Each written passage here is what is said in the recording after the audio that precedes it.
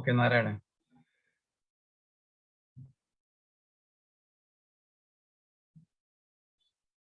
Narayanan, you are muted. Okay, thank you so much. It's a very good evening to all of you, and welcome to this session of Science People's 47th edition of this lecture series, which we have been organizing for the last 1.5-2 years now. And this platform. I just wanted to introduce you the Science People. What is it? It's like it's a platform where we discuss science. Technology people are very familiar, but science sometimes not. So this is a platform where we specifically discuss different aspects of science, various fields of science, and we have already done around 47 lectures, and with very eminent people. So that's about our organization. I would like to introduce TV Venkiteswaran. I know him from so many years. TV is one of the pioneers in Indian science communication. He has been doing it for so many years, decades, I should say. And he's at present is a senior scientist with Vigyan Prasar. Vigyan Prasar is a body under Department of Science and Technology, which is specifically for science communication activities. And he has been doing science communication through various means. And he writes regularly in newspapers. Apart from that, he is hosting a TV program on science. And he has been associated with the People's Science Movements and Tamil Nadu People's Science Forums. And as I said, he has been into science communication for last 3-4 decades now. So it would be always great to listen to him. And I should say about this this topic also. This is about the controlled nuclear fusion. So we call it as artificial sun, because inside sun fusion is something happening, which is not in a controlled condition. But today we will listen how is it possible to do this kind of controlled nuclear fusion, and what is it, what kind of opportunities that is going to open up in front of us. So this session will be around 30 to 45 minutes. TVV will explain what is it all about. And we will have a question and answer session in which all of you can ask questions and TV will answer it. So this is the overall introduction for the program. So I would like to invite TV Venkiteswaran to start his presentation. Thank you so much for all. Thank you. PM Narayanan, one small help. Roughly around 10 minutes before my deadline, just give me a kind of a bell, right? I mean, sure. Just inform me so that we don't overshoot. No. Sometimes in your excitement, I mean, you may start talking quite a bit. Yeah, fine. So let's look at this talk. It's about artificial sun that we are building together. Around 35 countries are involved in it.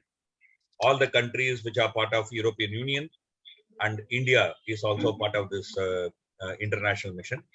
It's called as ITER, International Thermonuclear Experimental Reactor. It's being built in France. So let me start the story. The story began with a letter that came to the Central Committee of Communist Party of Soviet Union in 1950. This letter was written by that time quite unknown person. It was just written to the members of the Central Committee of Communist Party. In fact, it was addressed to Stalin, saying that, dear Stalin, and it said that I know the secret of fission bomb. That's all. That's the only message. Normally, any such letter received by high officers would immediately go to a dustbin. But in this case, the Kremlin decided that it will go and check with the person who wrote the letter. What is that person's mind? When official from Kremlin visited the letter writer name is Lavrentiev. He was a soldier, a very ordinary soldier. I mean, he had just finished only 8th class. And after finishing 8th class, he had to leave the school because Nazis had occupied. And he had joined the army, like many of his classmates. and he has fought the war. And then finally, by 1950s, of course, the war was over, and he was stationed in island in Pacific, Sakhalin Island. So he was just an ordinary soldier posted in one place. That's it. Just demobilized from the World War II. But what the Kremlin Revolution found was that this guy had has read a book when he was 12 years old on thermonuclear fusion. And after being posted in Sakhalin Island, when, of course, there was no war after about 48, right? So for 2 years, he was just reading any book that you could get his hands on from the library, anything related to nuclear physics. Self-made, self-read. He had knowledge of whatever that was known that time. So the Kremlin official gave perhaps a very positive response. So Lavrentiev was asked to give a detailed proposal. So the Lavrentiev wrote a detailed proposal, again sent it to Stalin. And Stalin promptly gave this material to two of that time Soviet stalwarts in physics, in fact, international stalwarts in physics, Sakharov and Tom. When they read this letter, written by Lavrentiev, suddenly both of them got a bright idea, one bright idea that led to developments which has culminated in the establishment of ITER, what we are seeing today. So if you go back, that the story of this ITER can be traced back to that particular letter that was written in 1950. So what did this letter talk about? This letter talked about that we can harness energy by artificially fusing atoms, particularly helium atoms, like it's happening in the sun. So what's happening in the sun? A sun produces roughly 3.86 into 10 to the power of 26. 10 to the power of 26 means you have to put 26 zeros. Okay.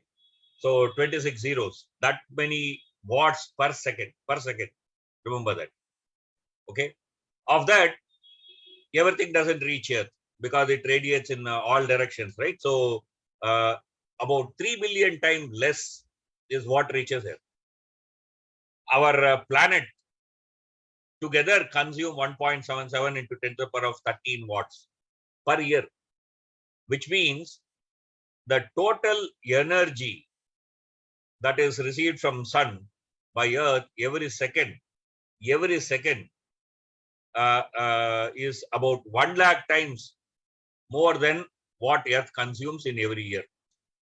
Okay, that's the amount of energy that is radiated by sun. How does the sun radiate energy? Okay, so if you look at sun is a very massive object. So in its core, there is a process called as thermonuclear reaction that's taking place at the core of the sun. So let's look at what it is. See, if you look at the sun, let's say top layer. Okay, the top layer, because sun is very hot objects expand. We know it, right? So there'll be a force which will be outwards. A force which will be outward. But then on top of this layer, there is a material, right? So the material will be like a weight on your head, right? So like that, if you look at every layer, there is two forces. One force is the gravity of, or basically the weight of the object above your head or above that particular point. And then there is this thermal energy, gas pressure, which is like in the opposite direction, right? So if you look at the core, all this material are on top of the core, right? So which means there'll be so much of weight on the core. Okay, so the core then will have to produce energy if it has to be stable on the opposite direction, gas pressure if it has to be stable. So what you find in the core is basically, if you look at the core, the density is very, very high. Okay, because of the weight, it's very dense. You know, it's crushed, matter is crushed. And because it's very dense, the temperature is also very high compared to the edges. Okay, compared to the outer layers of sun, the interior is having heavy pressure and weight. So if you look at, it's about 15 million degrees. Okay, 15 million. Sun's outer surface is roughly about 6,000 degrees, right? So that's a difference that you are seeing. It's 150 times denser than water, the core. 200 times the atmospheric pressure. Okay, so that's the kind of crushing forces which are there at the core. Let's look at another phenomena, what's called as ionization and formation of something called as plasma. So if there is an atom, and if you put energy into the atom, what happens is that electron comes out of it.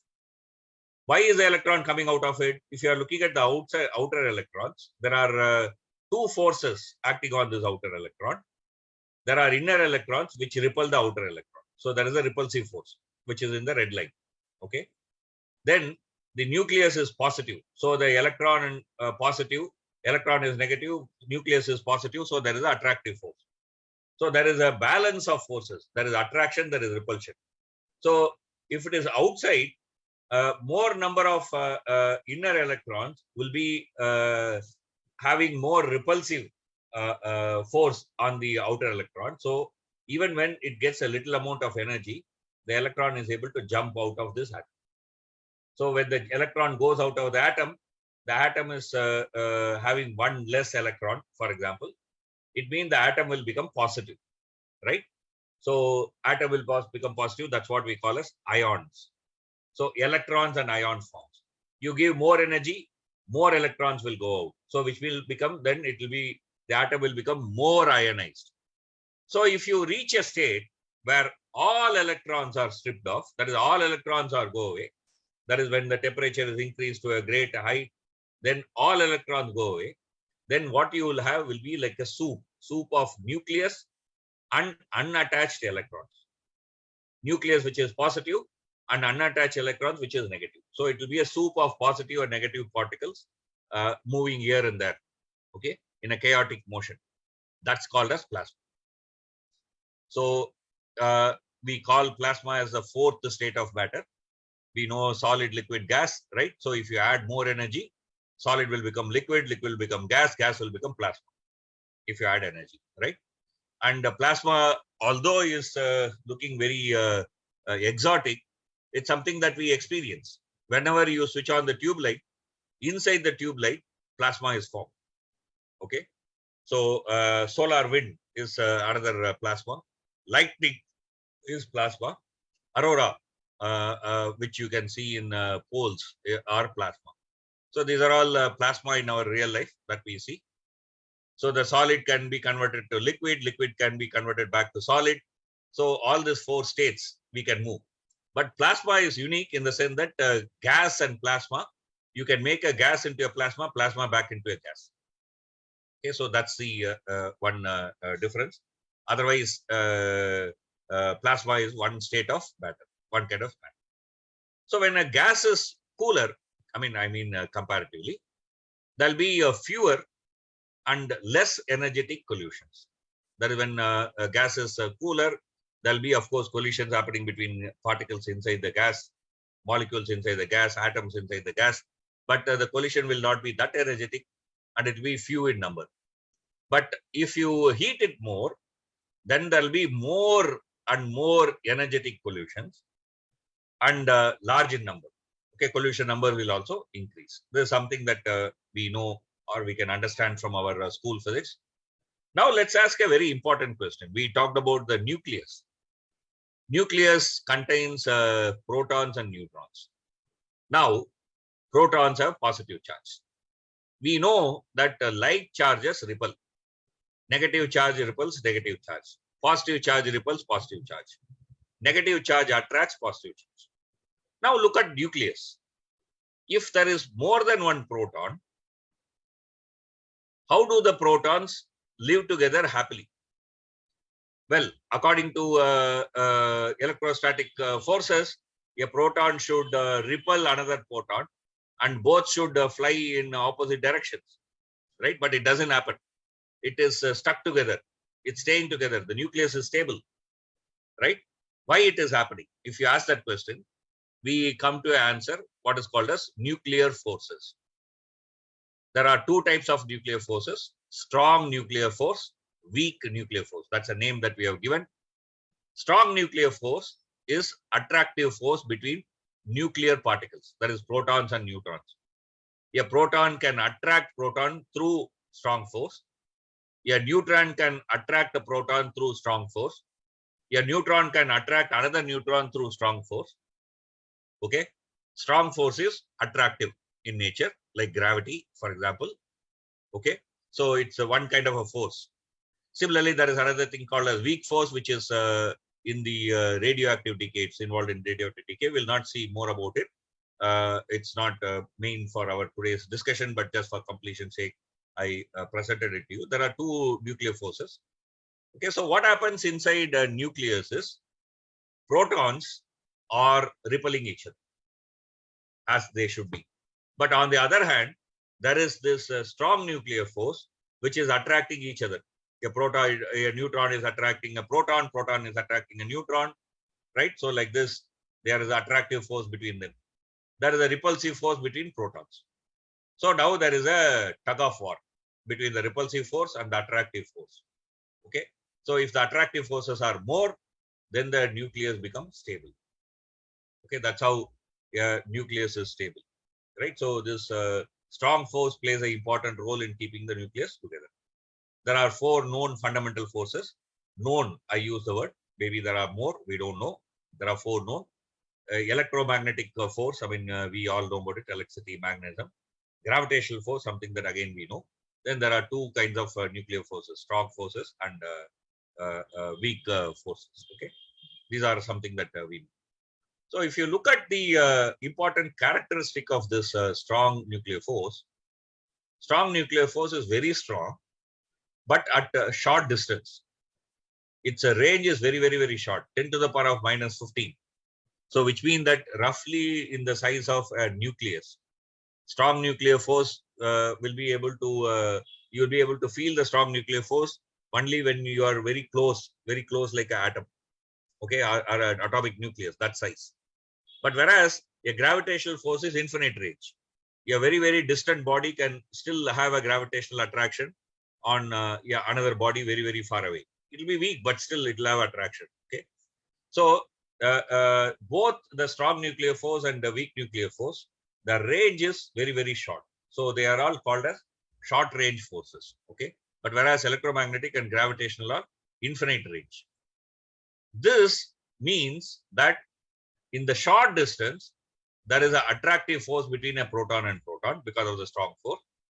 When the distance between proton and proton is more, there is repulsive force. Please understand this. This is a key to the whole issue. If the proton and proton are very nearby, what you will have is a attraction. But if the proton and proton are slightly far away, okay, slightly far away, then there'll be a repulsive force. They will fly apart. Okay, so that's basically the thing. So you can imagine it like this. Assume that there are two hills. There is a hill with a well in the center. Okay, so there is a hill with a well in the center. So if you are rolling a ball up here, the natural tendency will be for the ball to roll down, right? But if you bring it to the top, then both of them will fall inside, right? Once they fall inside, they will be together. That's exactly happens. So if you bring two protons together to sufficiently close enough, if you can make it sufficiently close enough, then they will become together. They will fuse. But if the distance is even slightly more, they will fly apart. Okay, they will fly apart. That's the behavior of a proton when you are looking at with the strong force and electrostatic force. That is electrostatic repulsion. So in a sense, strong forces like Dhritarashtra Alingana. I mean, in Mahabharata, we know this story, right? I mean, Dhritarashtra was angry with the Bhima and he wanted to kill. So he hugs, but of course, Bhima puts an iron statue and the iron statue crumbles, right? So in the same way, if you come near, the protons come near, the strong forces will attract them and fuse them together. The interesting part, a very, very interesting part is sun is really not hot enough for protons to come to close quarters so that they can fuse. Right? If you really want to make two protons to come to near each other that close, you will have to heat up the sun 200 times more than what it is. Okay. So only if the sun's temperature, core temperature, is 3 into 10 to the power of 9 Kelvin. Only in that condition, the protons will have enough energy to overcome the repulsive forces and come together so close so that the strong force can attack. But then why it is happening in sun? That's because of something called as quantum effect. So position of proton is always a probability. It's distributed. Okay, it's not in one place, it's distributed. So because of this positional distribution, okay, because of the quantum mechanical nature, randomly few of the protons are closer together even at a lower temperature. Okay, even at lower temperature, few of the proton can come together at close quarters. That small probability is what makes sun tick. 99.999999% of time, two protons will not fuse. They will run away. They will come very close and then fly away. Only 1 in 10 to the power of 28. 10 to the power of 28 means after 1 put 28 zeros. Only that chance. We know 1 in 10 chance, 1 in 100 chance, 1 in 1000 chance.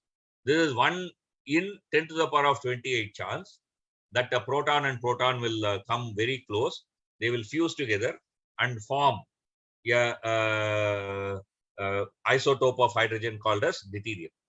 Okay, it's just 1 in 10 to the power of 28. Okay, that small fraction is what is making sun tick. But because sun has large number of hydrogen atoms, even in this small fraction, the total amount of hydrogen that is fused is substantial. Okay, so that's what is happening in the sun. That's how sun is actually shining. So to understand how actually sun shines, we need to go a bit further. If you look at the helium atom, a helium atom has 2 protons and 2 neutrons. If I look at each proton, each of this proton has a mass. Okay, and each of the neutron has a mass. So if I total them, the total of these 4 particles, 2 proton and 2 neutron, is this mass.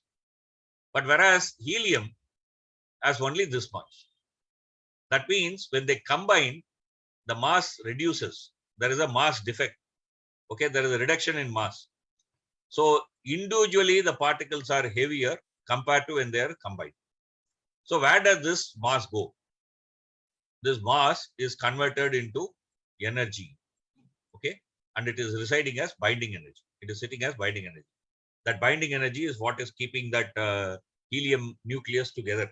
That is, the protons are not flying away. They are staying together because of this binding energy. Okay, so it is sitting there as in a new form of energy. Okay, so that's what you are doing, right? So if you really see what's happening in the sun, this is what is happening. You have 4 hydrogen atoms. They combine to produce a helium atom, and then the mass defect is what is producing the energy that comes out as energy, right? But actually, if you look at the sun, it's slightly more complex. There is 3 steps involved. I won't go into the detail unless otherwise some of you wants to know about this. We can come together to this later if necessary. I mean, just to tell you, I mean, in a very simple way, we can say that 4 hydrogen atoms become helium atom. In that process, the mass defect becomes the energy and comes out as energy. So if you look at the nucleus or the sun, there are 2 opposing forces, gravity, and in sun, for example, the fusion. Because of that, because of the fusion, the energy is produced, gas pressure is produced. There are 2 opposing forces. Similarly, if you're looking at nucleus, there is a strong nuclear force which is attractive and electrostatic repulsion which is repulsive. So there is a tug of war. So in almost all such situations, we will find that 2 opposing forces are present.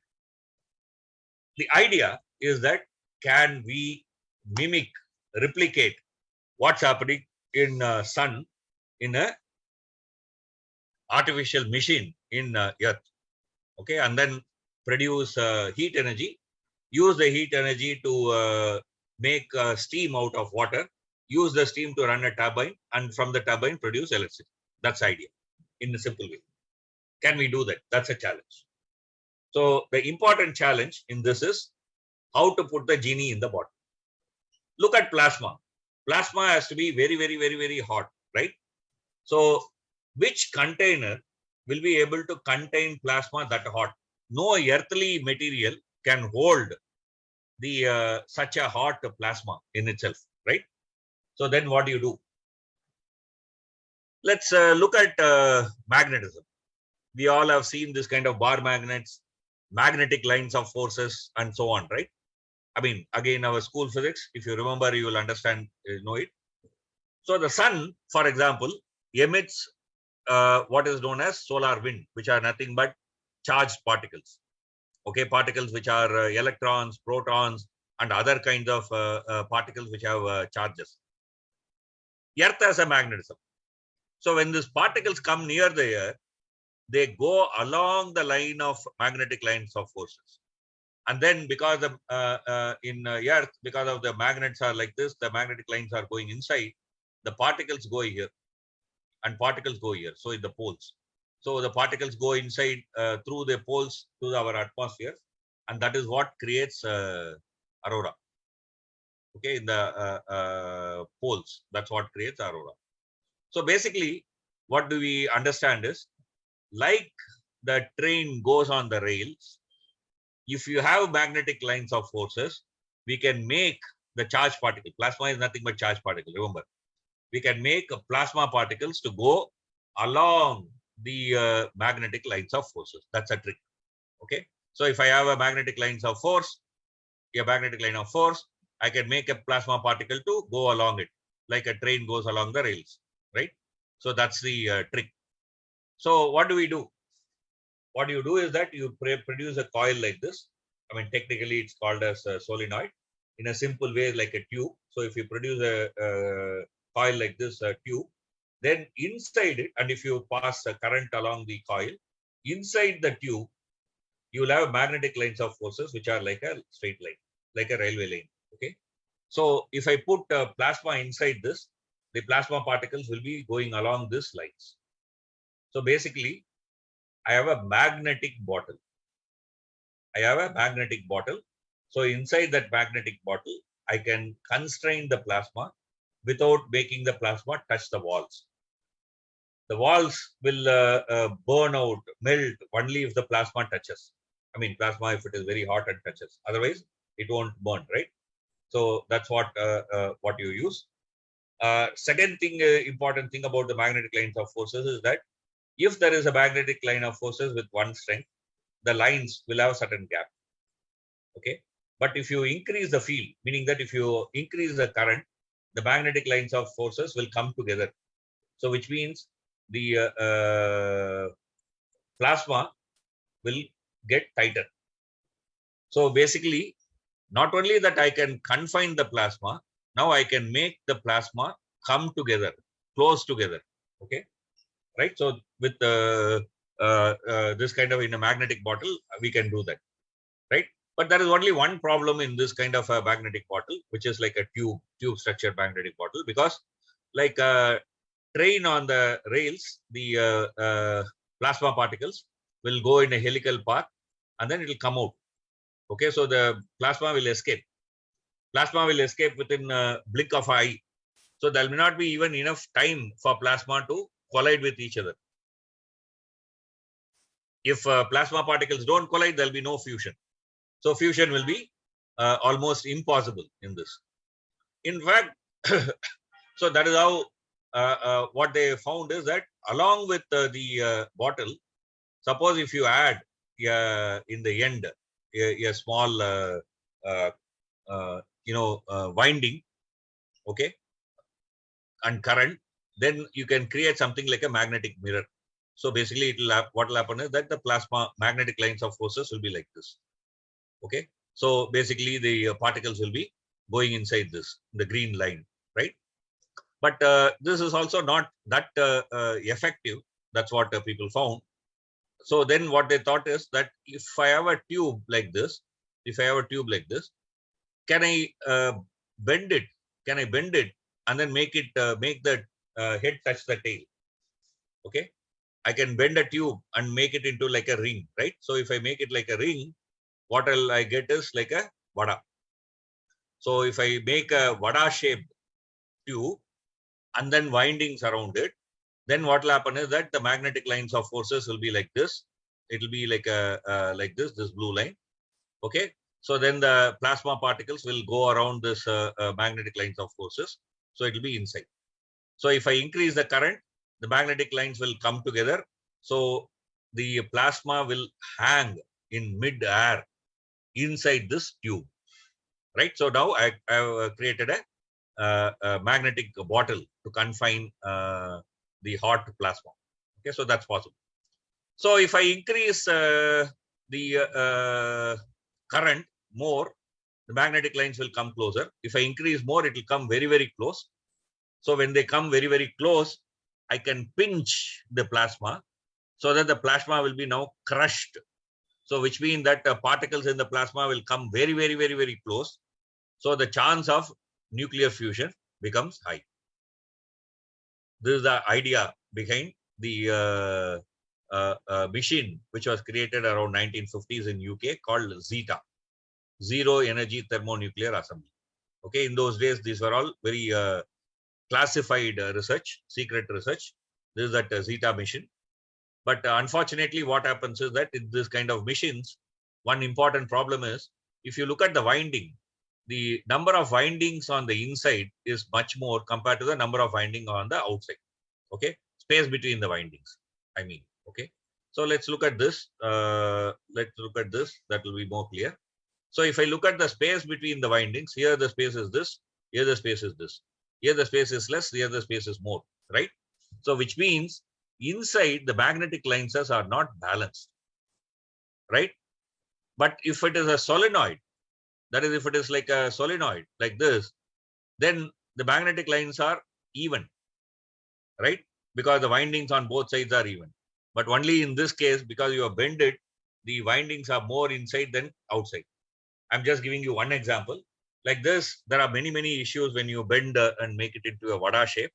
So because of that, in the plasma, many instabilities arises. Okay, magnetic lines of forces, many instabilities arises. And the plasma doesn't remain for more time inside this kind of a torus. Torus is the shape of vada shaped object. Okay, so it doesn't remain. That's what people found, right? So because of that, they found that the magnetic lines, actually what happens in this kind of a situation, the magnetic line is that a line goes like this. A line starts like this, goes like this, okay, and touches the ground. So it starts from here, goes around and comes here and then touches here. Okay, so which means the magnetic lines do not actually confine the plasma for long. That was a problem with this kind of machines. So what you needed to do was create a magnetic force in such a way that it will become a helical torsion. So which means that a line will go like this, and come back and meet here. Okay, so it will be like a loop going up and down, but it will complete one circle. So it won't go far away. Okay, so you'll have to give this kind of a twist in the magnetic lines. So if you can give that twist, then you'll be able to hold the plasma inside.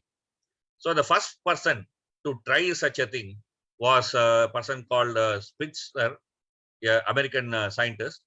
So he created what is called a stellarator. So in the stellarator, what he did was he made magnetic coils in a different shape. The shape of the coil itself was different, not a perfect round, right? So he shaped it, the magnets, he shaped it in a different way. So that the combined effect of these magnets, you will create a magnetic line, which will be in like this, a Mobius strip. So more like a jangri. Okay, not like a vada, but more like a jangri. That's what Spitzer's stellarator was working on. So if you put like this, you will get something called as a Mobius strip. I mean, if you can create a Mobius strip. So in the Mobius strip, a line going this inside will come out here and then come here and then again go here. Okay, so both surfaces, inner surface and outer surface, there is no inner surface, outer surface. It has only single surface. It's called a Mobius strip. That kind of a structure was what Spitzer was aiming at by shaping the magnets in a particular way. While this was happening in US, in the Soviet Union, there were three major people who were working. One is British, who are secretly doing. Americans were also secretly doing this kind of a research. And the Soviets also commenced this research. I told you about that letter. And Shakarov, then Tom prepared some kind of a blueprint. Based on that blueprint, around 1950s, the Soviets started building various kinds of missions. And finally, they came up with a design in 1958, which was called as Tokamak 1. But of course, even before that, somewhere around 1952, 53, they had a very smaller mission, which was of course not called as Tokamak, but which was again the same principles. So what is the difference in Soviet design? We saw the British design. Okay, we saw the British design. It was simple. A torus, like a vada shape. That's it. But it had problems, stability. Then you had a stellarator, the American design, where the magnets are designed in a funny shape. Okay, like a Salvador Dali's painting, right? What is the difference in the Soviet design? Soviet design was ingenious. Why it is ingenious? You had a ring magnets along the tube. In the center, they put another magnet. Now what happens when you have these two magnets in two different ways? What happens? That's what is the interesting thing. Okay, so what happened was, sorry, let me, So what happened was, the coils created magnetic lines of forces, which was toroidal, which was going like this. The central magnet created magnetic lines which are like poloidal, which is like going like this. Okay, so which means there are two forces, one force in the toroidal direction, one force in the poloidal direction. Now the resultant force will be somewhere in the, depending on the forces of poloidal and toroidal, the resultant will be somewhere in the middle, right? So basically, which means that you can create a line of force in the correct direction that you want, so that it can make a circle like this. Okay, a circle like this. So half of the time it will be going up, half of the time it will be coming down. Okay, so it's like a pendulum. A pendulum goes up, comes down, again goes up, comes down, right? So in a pendulum, that's what is happening. Something very similar you can create by putting these two magnets. Okay, so this design was called as Tokamak. So Tokamak is something like a vada. Stellarator is slightly complicated like a jungle. Okay, so that's a important difference. So Tokamak actually means it's an acronym from toroidal chamber with magnetic coils. Yeah, vada shape is called as toroid in mathematics. That's it. Torus to be more precise. So toroidal. Okay, so toroidal chamber with magnetic coils. That's it. The most important landmark was the construction of a tokamak called T3. This T3 was constructed somewhere around 1962-63, and the advanced version came in 1967. So in this advanced version, the Soviets were able to demonstrate 10 million degrees, and they were able to sustain the plasma for more than 10 milliseconds. It was a substantial achievement in those days. In fact, almost the West never believed. They said that the Soviets are just, cheating. So the Soviets permitted a set of British scientists to come to their lab, actually sit with the Soviet scientists, look through the whole experiment, measure it, and certify that it is correct. That's the first time the classified research was made into public. That is the first time the classified Soviet research facility was opened to visit by foreigners. West, particularly British, came there, and then they certified that what Russians claimed were really true. This made a complete change in the mindset people understood that tokamak is the way. Then the Russians started building more powerful tokamaks. World over, people started making tokamak. The Americans stopped the stellarator and converted one of the stellarator into a tokamak in Princeton. Okay, so many countries moved towards building tokamak. Today, there are more than 200 tokamaks all over the world. So if you look at the tokamak evolution, here is a T3, T1, T2, etc., the earlier Soviet designs. Then T3, the T3 generated the Soviet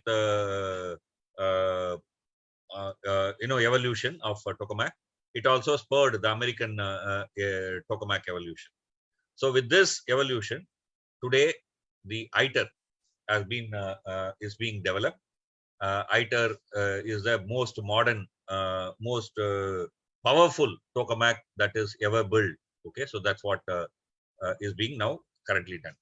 So ITER is a joint collaboration between China, European Union, India, Japan, Russia, Korea, Russia, and USA. So all these countries are participant in this ITER.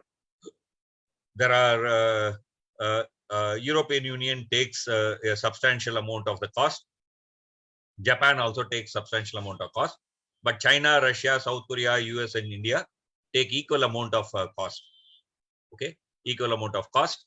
So the project began in 2006. The assembly of the machine began in 2020. The assembly is expected to completed in 2025. Okay, this assembly is very complex because this machine has million parts, 1 million parts. Remember that. Okay, so and then 2035, the fusion experiments will is expected to start. And this ITER is being built in a place called Cadarache in France, in southern France. Okay, so what will it will do? It will create a plasma and then keep the plasma to about 100 billion degrees. And from the plasma, fusion will take place. That fusion will emit neutrons. That neutrons will carry the energy. That energy will be converted to heat energy, to heat water. And then the steam will be created to run a turbine. That's the idea. So if you look at the ITER mission, which is a tokamak, so basically the central magnet will create a current in the plasma. The current that is generated by the central plasma will heat the, see, whenever a current passes through a wire gets heated up, right? So when the plasma, there is a current passing through, the plasma will be heated. So that is the first way. Second, radio waves and microwaves. So basically like your microwave oven, microwave will be passed into the plasma to heat it up, right? So this way, you will heat up the plasma to about 150 million degrees Celsius. In that hot condition, when you increase the current, the magnet and the plasma will constrict. I mean that they will come closer. Plasma will become denser. When it becomes denser, the collisions can take place. So when the collisions can take place, randomly few ions will come together. That is deuterium and tritium. A hydrogen ion will come together and fuse it to a helium, and energy will be produced in this fusion. That's what is the design of this ITER mission. I won't explain this mission in detail, but what I wanted to show you is this is a human. Compared to human, what is the size of the ITER mission? That's what I wanted you to look at it. Okay. So one way I can say that this is the pyramid of 21st century. Okay. It's a very huge, colossal machine. If you want to make fusion, you need to do three things.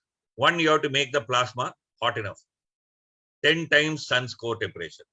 Second, the plasma should be stable for enough time so that the collision can take place and fusion can take place. Okay, few milliseconds won't work. You'll have to keep it for longer time. Third, for heating up the plasma and so on and so forth, you'll be spending energy. So the energy that you get out should be more than the energy you put in. Suppose you put in some X amount of energy and the energy that comes out is less than the X energy, then this machine is not going to be energy producer, right? So the output should be more than the input. So these are the three challenges that we have in tokamak design. So I told you various countries are participating and then are conducting this development together.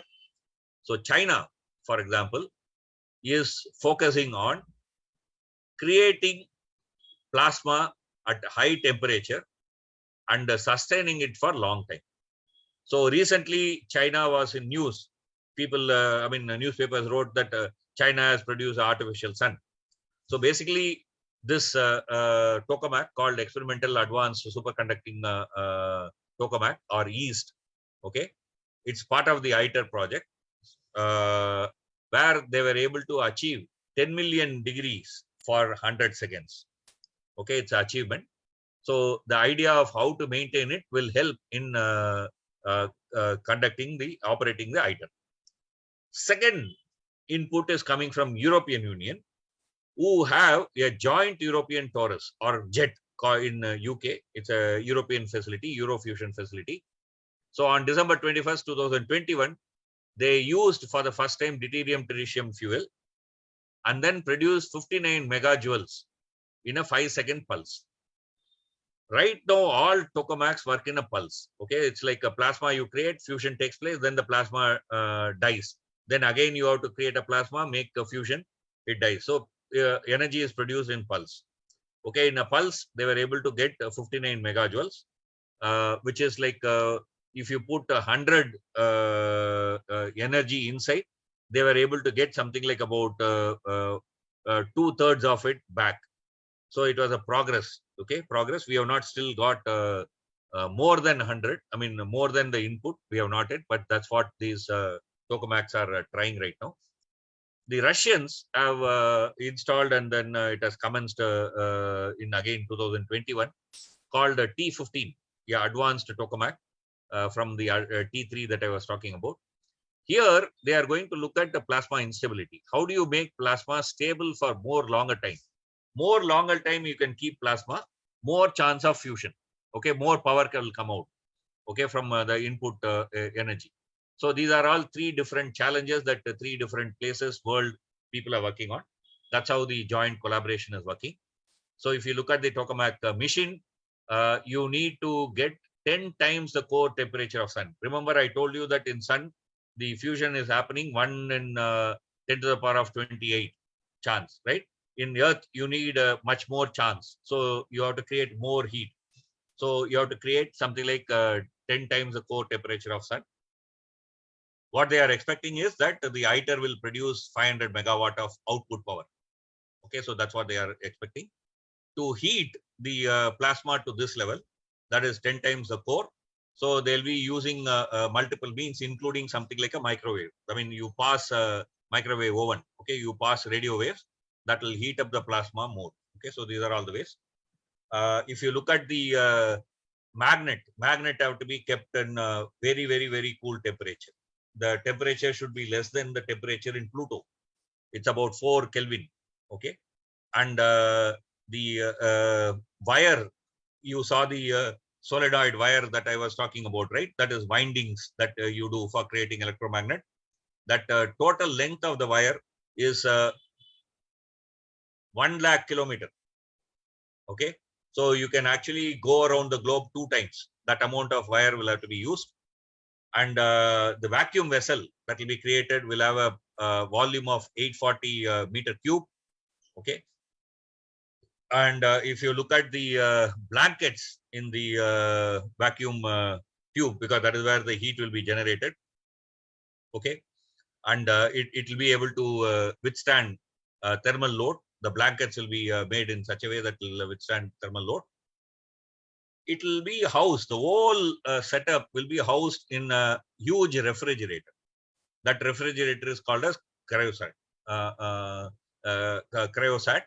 Okay, so inside the cryosat, I mean, you'll be creating vacuum, which will be 1 million times less than air. Okay, that will be the thing.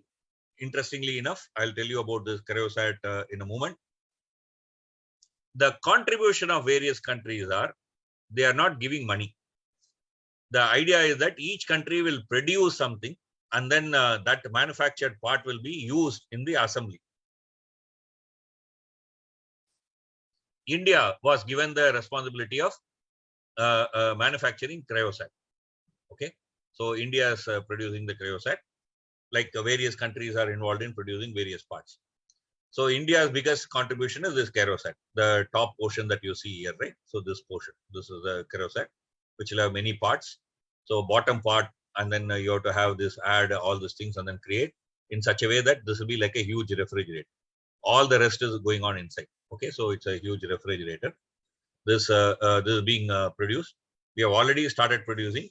Already this has been shipped to France. Okay, it will finally weigh 3,800 tons, and the height will be almost half the height of Qutub Minar.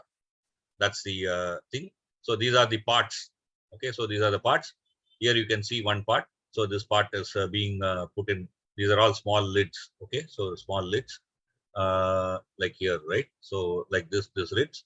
These are all parts here. Okay, so these are all parts here. These are all being shipped to France right now, and the construction has begun. Right, so the construction has begun, and this is a bottom part. So from the bottom part, you will start building the remaining part. That is after you build the things inside, then you will put these things and then complete. So if you, in a way, the mission assembly starts with a Indian component and will also end with the Indian component.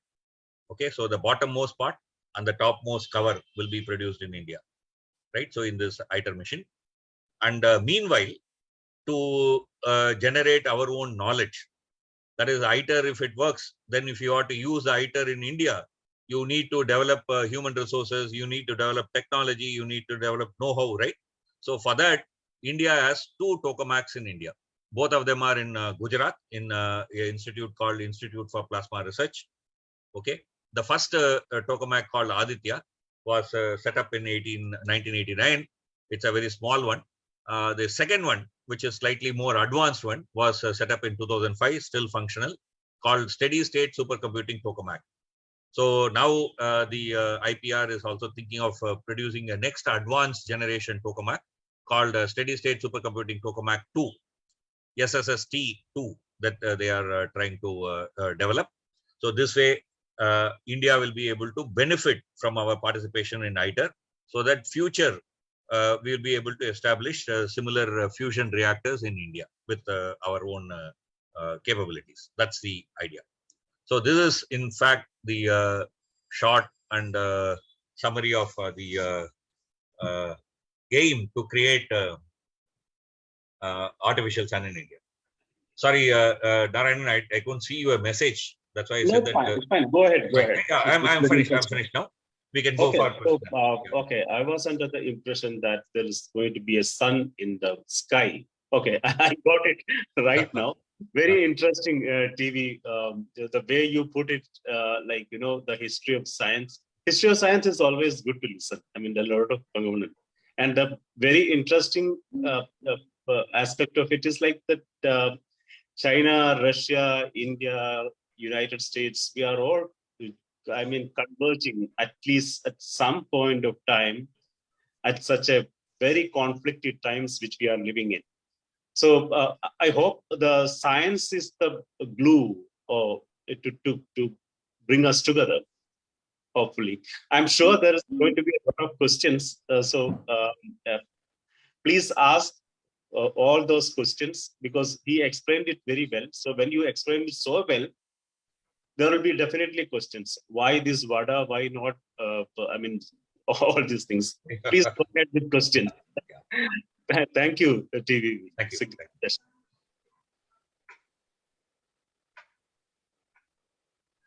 So, yes, Francis, please. Okay. Sir, if you want, you can stop the presentation. Yeah, I stopped. It's already stopped. Yeah, it's already stopped. Okay. So I have more than one question. Let me ask my first question. When you said when the hydrogen nucleus is your voice is very low. Can you speak a bit louder, if you don't mind? Sorry. Okay. Yeah. Can you hear me now? Yeah. Please go ahead. Okay. when you said to 4 hydrogen nucleuses, hydrogen atoms fused together to make a helium nucleus, there is a missing mass because the hydrogen individually weighs more. And but you said that the missing mass is converted into energy and it stays as binding energy in that four protons, 2 protons and 2 neutrons are bound to the binding energy. But energy is also released. If the energy is staying as binding energy, then energy is not released. So nuclear fusion is releasing energy. Yeah. It's a good point. Let me, I mean, I didn't get into that complexity. See, what happens is that when elements are lighter elements, like helium, lithium, this kind of lighter elements, because the number of nucleon particles, that is the particles inside the nucleus, protons, etc., are small in number. If there are only 2 protons, there is only so much of repulsions, right? So you don't need so much of binding energy. So in the fusion, energy will be released, but some will also remain as binding energy. But if you are looking at heavy elements like uranium and so on, there are many protons. So you need more binding energy to keep it together. So what happens is that when you fuse and create lighter atoms, there'll be some net energy that can be released. But if you fuse and create heavy atoms, then you need to put more energy. So in the heavy atoms, if you break, you will get energy. In small atoms, if you fuse, you will get energy. So in all cases, there is binding energy and so on, right? So I didn't get into the energy, binding energy per nucleon and that kind of a graph. Slightly, I thought it will be too technical. I didn't get into that, but that's where the background is. Okay, that's a good explanation because we didn't know that for elements heavier than iron, you have to supply energy to fuse them together. So that is explained by the binding energy. That's right. So that's why, for example, the elements beyond iron are formed in when there is some catastrophic universal, I mean, supernova. Supernova or that kind of places. Right? Okay, I understand. Very good explanation.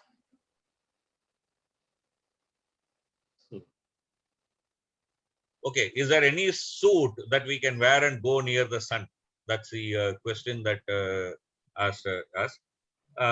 Well, actually, I need to clarify something here. See, when we use the word temperature, in our normal usage, we mean thermometer temperature.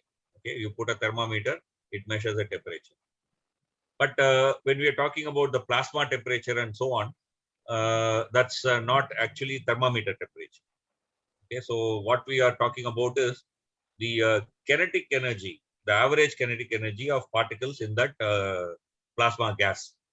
So if I take a set of plasma gas, what is the average speed in which it is moving?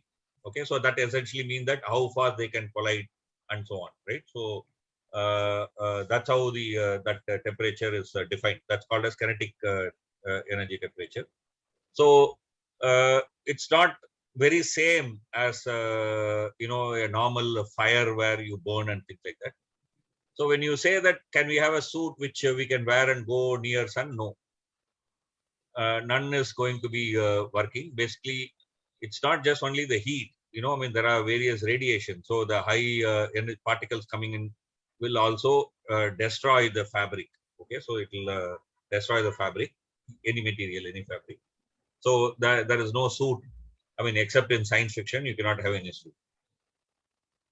I mean, there was a direct question, so I just answered. It was not in the public domain, so I just picked up the question. Somebody is asking. Yeah. Can you read the question? I think you can get it directly. I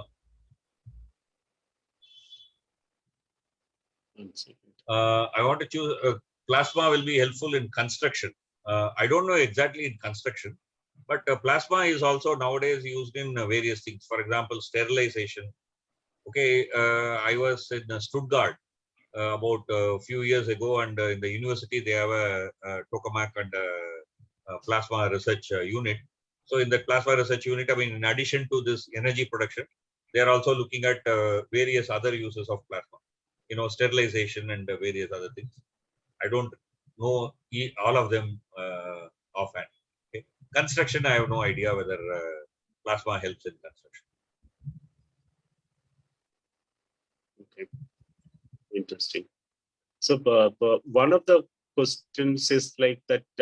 Okay, this is for the artificial sun. So how, I mean, dangerous it could turn out to be a bomb? Okay. I mean, I don't want to give a very simplistic answer that ITER or any such fusion reactors are absolutely safe. Nothing is absolutely safe. Cycle is not absolutely safe. You can fall, you can break your arm, sometimes you can break your head and then die. Okay. Walking is not absolutely safe. You can trip, you can fall, and then your head can break. So nothing is absolutely safe. So that's one thing that we need to be very clear. But having said that, people are choosing towards fusion rather than fission for simplest reason that in fission, you have a lot more of radioactive waste and the possibility of radioactive materials escaping into the environment if there is a leakage or things like that. But in a process like a fusion, what you are going to get is nothing but helium and hydrogen.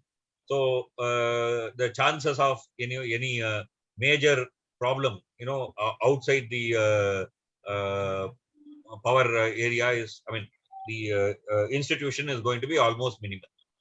So comparatively speaking, tokamak machines and the fusion reactors are much safer than a fission reactor. Okay, that's one thing. And this won't explode like a bomb. Okay, this fusion reactor cannot explode like a bomb because even to make a fusion, you need to make so much of control. So the moment you become uncontrolled, the plasma will become gas. Remember, it can gas can become plasma, plasma can become gas. The plasma will become gas. Once it becomes gas, I mean, no fusion will take place. End of the matter, right? So nothing will happen. So it won't explode like a bomb. So even if you have a reactor and somebody puts a bomb, that won't explode. Okay, so that will the plasma will immediately, even before the blink of eye, will become a gas, and then nothing will happen. So in that sense, a fusion reactor is much safe. Yeah. Okay, it's safer than the much safer. Not okay, just yeah. safer. Basically, if the control condition leaves, it becomes automatically the other way, right? Yeah. Can plasma transport it, or how it can exchange to another container? What if leaks? No. Can plasma transport it? You cannot transport a plasma from one tokamak to some other place. In fact, in tokamak, I mean, you'll have some diverter through which, I mean, you will take away some impurities and all that, but that's not plasma. Plasma you cannot carry from one place to another. Here we are talking about not the blood plasma. We are talking about plasma from physics point of view. So this cannot be transported. Okay, you cannot exchange to another container because maintaining within even a container for long time is a big challenge. Remember, one of the important challenges of ITER is to find out how long the plasma will last. Right now, all tokamaks work by pulse beams, meaning that you create a plasma. The plasma exists for example, the longest time the plasma exists is 100 seconds, okay, or 1,000 seconds, right? So 1,000 seconds it exists, and then the plasma will become gas. So within that 1,000 seconds, you are trying to get some energy. So basically, you are trying to get energy in a pulse. Like when you have that hand pump, if it is an old model hand pump, when you push your handle down, the piston will come up and the water will come out, right? And when you are pushing the handle up, the piston will go down, no water will come. No useful work is done, right? So similarly, in a tokamak, as of now, it all is in pulses. So the energy comes in pulses. Okay, so even if the plasma leaks, the plasma will immediately become gas.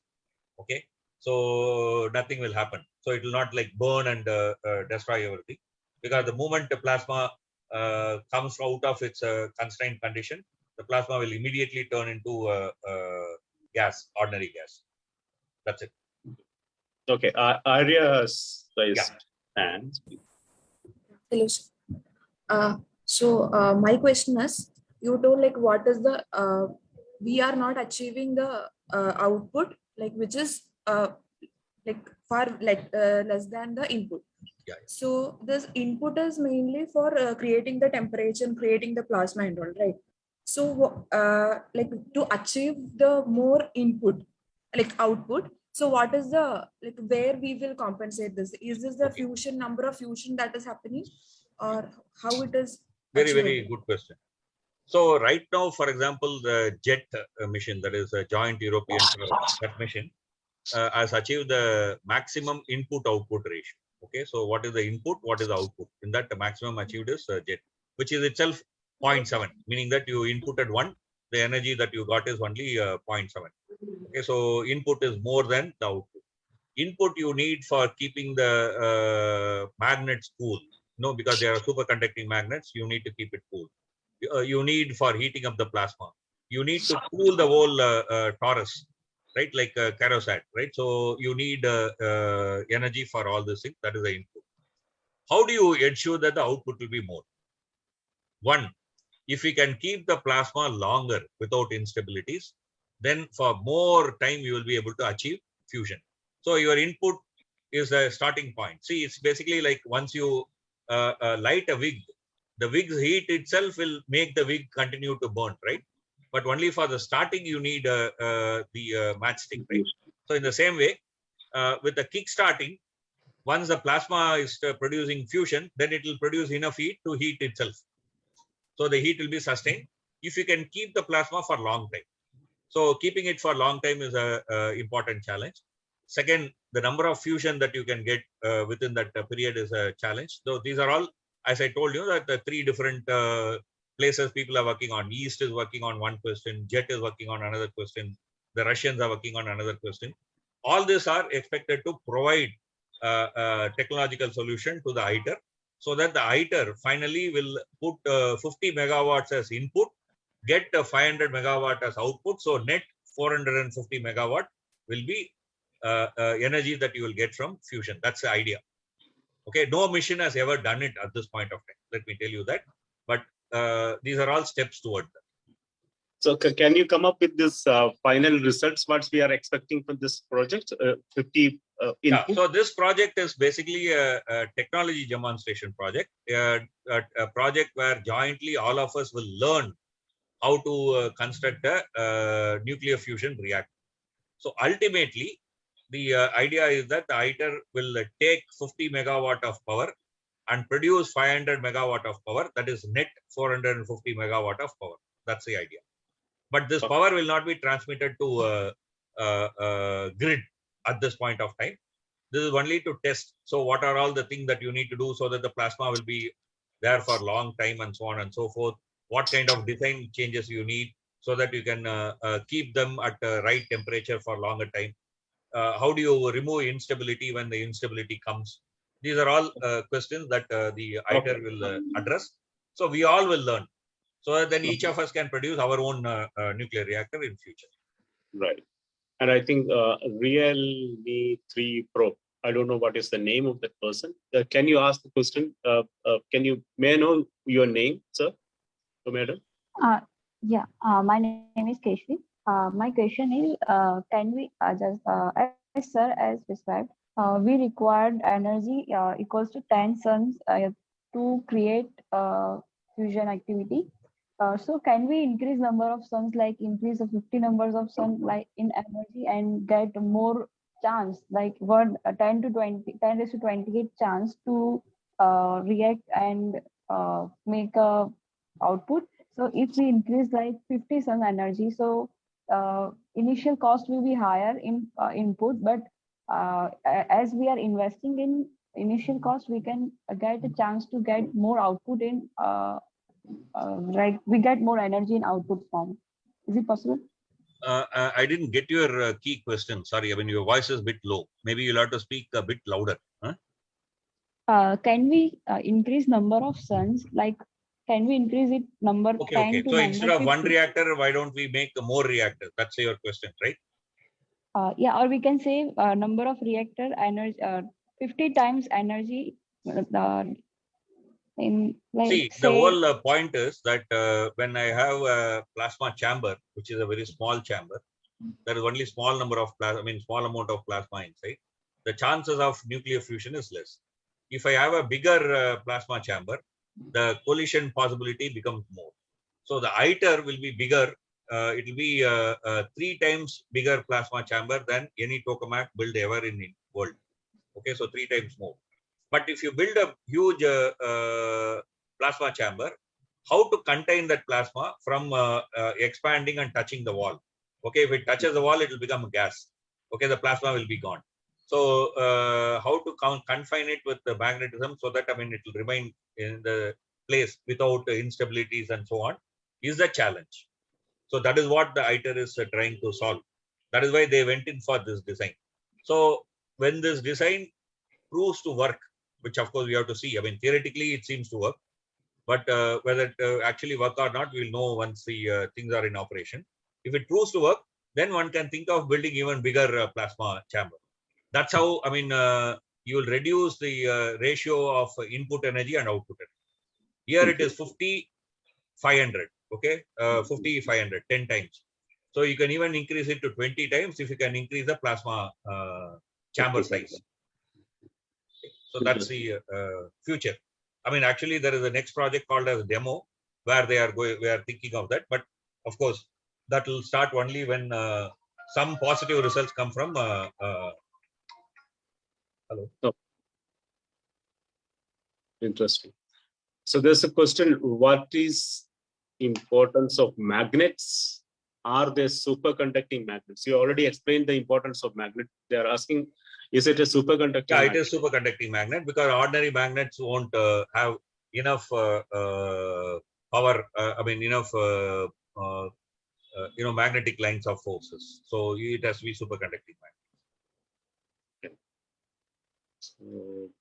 In fact, I was telling you that the magnets are kept at 4 degrees. Okay, at the Pluto. What is the temperature at Pluto? Okay, that is what it is kept. The magnets have roughly 1 lakh kilometer winding. Okay, it's a 1 lakh kilometer winding. It's a superconducting magnet.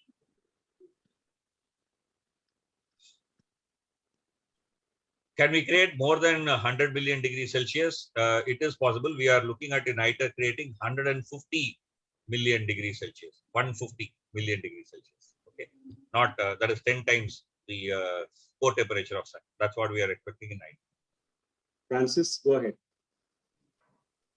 Okay. How do we solve the problem of heat transfer in tokamak? One ASR has asked this question. I don't really understand what you mean, but if I think correct, I'll explain. So the fusion creates energy. That energy comes out in the form of neutrons. Neutrons going in, carrying energy and moving. So around the vacuum chamber, you have blankets. So the neutron goes and hits the blanket. When it hits the blanket, it will produce heat. That heat is captured by water. It's a double-walled blanket. So between the double wall, there is water. So that water will absorb the heat and then become steam. Okay, so that's how the heat from the plasma is captured. Sir, it is a historical question. Sorry, Francis sir, volume very low. Can you speak a little louder? Can you hear me now? Yeah, better. Okay. Sir, it is a historical question. With the work of J.J. Thomson and Rutherford, we learned that atom is divisible. It has an internal structure and it has parts. Okay. So when did we learn that we can fuse atom together and release energy? And this is how the sun is working. When did we learn that? Okay, it's a very interesting question. So what happened was like a tube light. Okay, if you look at an ordinary tube light, both sides of the tube light, you have an anode and a cathode. Okay, when you pass electricity, you have the electrons moving in a line. So electrons are moving in one direction. So when the electrons are moving in one direction, the positively charged ions are moving in the other direction. Okay. So one person, what he did was he kept this kind of a Crookes tube in electrical and magnetic field, and he found that the positively charged particle deflection he can measure. That's called as mass spectrograph. So when he was measuring the mass of hydrogen and helium, he found that the helium mass was exactly 4, but the hydrogen was 1.008. Okay, so he found that the 4 hydrogen atoms have slightly more mass than the helium. Then he came to the understanding that maybe this missing mass is what is creating energy in the sun. He was not sure. That's a sparking idea. And Eddington followed it up, saying that that's how most likely the sun is giving energy. And people later worked on, and then more detailed pictures of actually how what is happening inside the sun came up. So these all started in around 1930s. These are ideas started in 1930s. In fact, if you want a piece of history, I can tell you one more piece of history. 1918, that is about after 1 year of revolution in Soviet Union. Gamow, that time was in Soviet Union. He was giving a lecture, how sun shines. Okay. So one of the audience in the audience was Bulgunin, who was a very famous Soviet leader around that time, friend of Lenin. So after the lecture, apparently Bulgunin came to Gamow and said that he will arrange the necessary facility. Can Gamow take up the research of trying to artificially mimic sun's fusion on Earth? Gamow writes in his memoirs that it was an interesting idea, but he was not a kind of person for that. But I'm saying, so this idea of trying to mimic was there for quite a long time. Okay. Yeah, go ahead, Francis. Okay. Had Fred Hoyle any contribution on this? Because he had the theory that almost how elements are produced. Sir, Francis, sir, I think you have to keep the mic next to you, otherwise. Okay, I am asking, did Fred Hoyle had any contribution to making this? No, Fred Hoyle had nothing significant contribution to this particular stuff. Nuclear synthesis. No, not in fusion. This tokamak and fusion research, not much. Okay. TV. Thank you. So there is a question here in the chat box. Close. The artificial sun will also give out radio waves. That's a question that is there in chat box. It will not give radio waves which will go far beyond the tokamak. Any kind of I mean, even you and me give out electromagnetic waves. Okay, that's what comes out as infrared ray. So everything will give, but this won't be like radiating radio waves. The tokamaks won't be radiating radio waves. We will be putting radio waves into the tokamak to heat up the plasma, like we do in microwave oven. TV, I have a doubt. Yeah. Maybe in the sense that electron, proton, all these things. When I study this, I understood it as a kind of a football, a matter, some small particle. That was my imagination. Now it's more evident that these are all possible energy fields. Electron is nothing but a possible energy field. So when you combine an atom, a possible energy field of positive proton and another positive energy field is just mixing up. So that means basically two energy fields are clubbing together and making it in a larger energy field. Or again, in the same way, there is an electron is a possible energy field is jumping from one orbit to another orbit. That means, this energy packets are jumping. How can you just explain? Actually, I have a slightly different view on this. Okay. So see, today we know many things, and we also don't know many things. And we also don't know something that we don't know. There are three kinds of things: known knowns, known unknowns, unknown unknowns. Okay, all three are there. So let me look at the known knowns that we know that, for example, electron position is a probability. It is more likely in one place, less likely in another place, but it's a probability distribution. So is electron, I mean, in some cases in physics, I take electron as a single point, okay, dimensionless point. But the electron might have a structure, okay, it may be elongated in space. We don't know, okay. So there are known knowns, there are known unknowns. Then something completely different we also don't know. For example, we know that protons are made up of smaller particles called as quarks. Electrons, is there a minor structure inside the electron? We don't know, right? At this point of time, we don't know. It can be there, it may not be there. So I won't say that electrons are energy fields.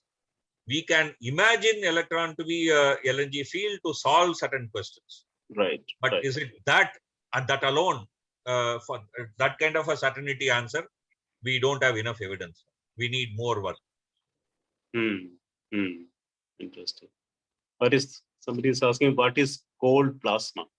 Yeah, cold plasma is when you create plasma in lower temperature. For example, the plasma inside your tube light is cold plasma. Here, the plasma is achieved not for fusion purpose. Okay, it's for lighting purpose. So the partial pressure inside the tube light is 0.4 of atmospheric pressure. In that, when you heat, the mercury, for example, is ionized to the extent that it can become plasma. But yes, but it is not dense plasma. Okay, so it's a cold plasma. So you can have plasma in hot plasma for fusion. If you want fusion, you need a hot plasma. As of now, our understanding. Cold plasma for lighting. Neon lights are cold plasma lighting. Yeah, lightning is okay, not that cold, but yeah, relatively cold. So the question here is that like sun radiates radio waves. The question is that whether the artificial sun ITER will radiate radio waves. Not really, not really. In sun, various kinds of waves are produced by a combination of mechanisms. You know, the energy is converted into various waves. In ITER, mostly we are going to take the energy as heat energy, right? So it won't produce radio waves in the same way as sun produces. Are there any more questions? Yeah, a lot. What I understand, a lot more to know. What you said is right. There are more unknown than known, and we don't know that. Yeah. Unknown unknowns. Yeah, Unknown, that is the catch of the thing. That is the catch of the thing. Yeah. I think before we conclude, I just want to quick question that we all know that this fossil fuels are running out in a couple of decades. So, do you think this this fusion and nuclear energy will be the future of the mankind? Humankind. I hope it is humankind and not just mankind. And just a point, sorry, don't take it otherwise. I think it's important that when we speak in public, these sensitivities we need to bring out. Otherwise, we'll be failing on that. Science is good, but humanism is best, right? So that's one thing. Yeah. See, we are looking at multiple options today. We are in a crossroad. If you look at solar energy, there are challenges. How do you store it? Maybe the energy is not produced when you need it.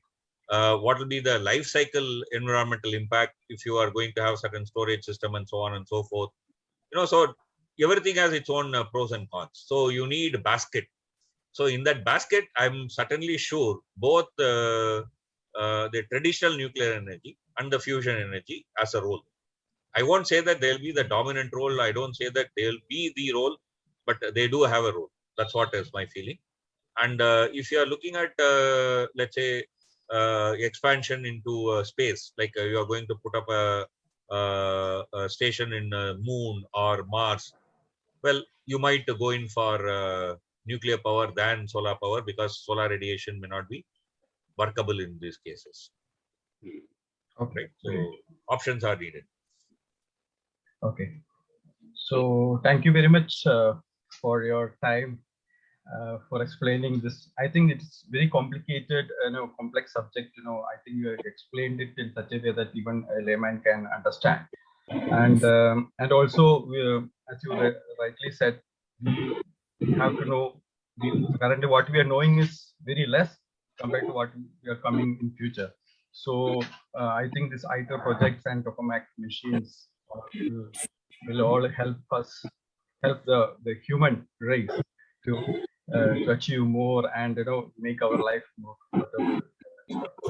So I thank you very much for Dr. T.V. Venkiteswaran for time out and share all your details with us.